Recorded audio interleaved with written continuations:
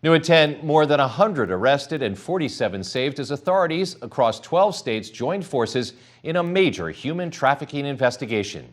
KIMT News 3's Anthony Monzon joins me live with an update on Operation United Front and how local leaders are tackling human trafficking. Anthony.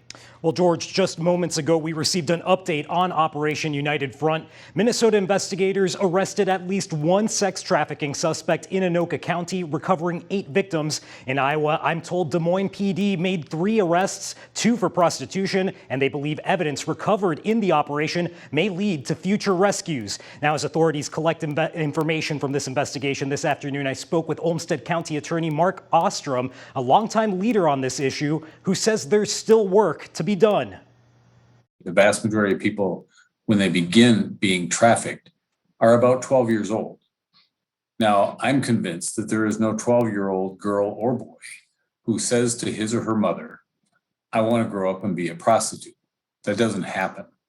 And so there is a level of coercion or force that brings these folks into this system. It's not like Pretty Woman, the movie, where you see people standing out in the street. That's not what it's like. Olmsted County Attorney Mark Ostrom has played a significant role in addressing human trafficking in Minnesota throughout his career. One of his chief actions, helping craft the state's safe harbor legislation, which increased penalties against sex abusers and purchasers while shifting how lawmakers view sexually exploited youth. We call the persons engaged in trafficking victims.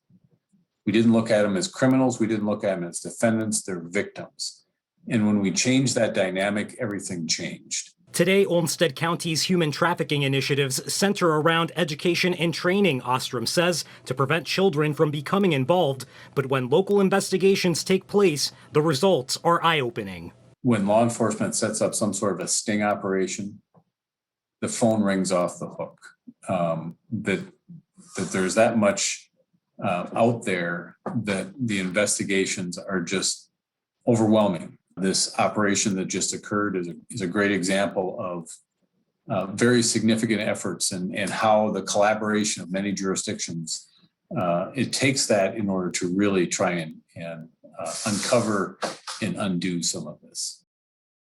Now, Ostrom adds, oftentimes human trafficking is right in front of us, and if you're not looking for it, you won't see it. He also credits the Sisters of St. Francis of Assisi Heights for really opening his eyes to the truth behind human trafficking. George? You used the right word when you said scourge. Thank you, Anthony.